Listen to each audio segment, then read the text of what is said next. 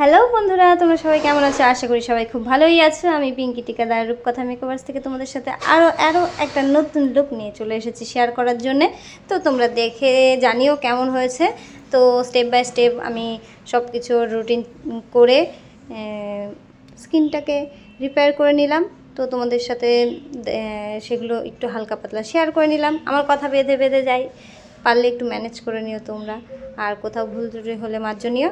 তো দেখতেই পাচ্ছ, আমি প্রথমে বোনটাকে শাড়ি পরিয়ে নিয়েছি।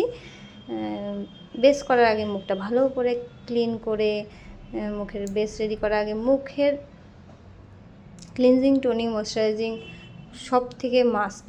এটা না করলে যত গরম হোক যত শীত হোক তোমরা কিছুতেই মেকআপ যেই করো ফিনিশিং ভালো আসবে না। তো আমি বেসটা কমপ্লিট করে আইটা কমপ্লিট করে নিচ্ছি। তো তোমরা দেখে জানিও কেমন হয়েছে আমার কাজ।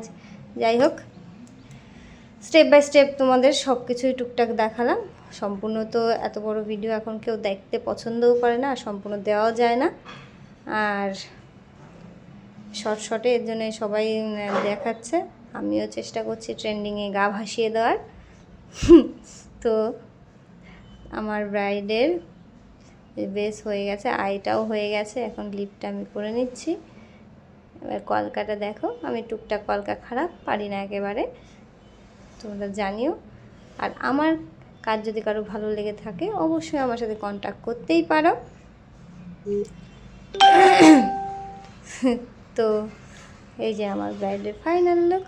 তো তোমরা দেখে জানিও কেমন হয়েছে। Thank you for watching. আর আমার চ্যানেলটা পারলে সাবস্ক্রাইব করে দিও। আমার চ্যানেলের নাম রূপকথা মেকওভার্স, পিঙ্কি টিকাদার।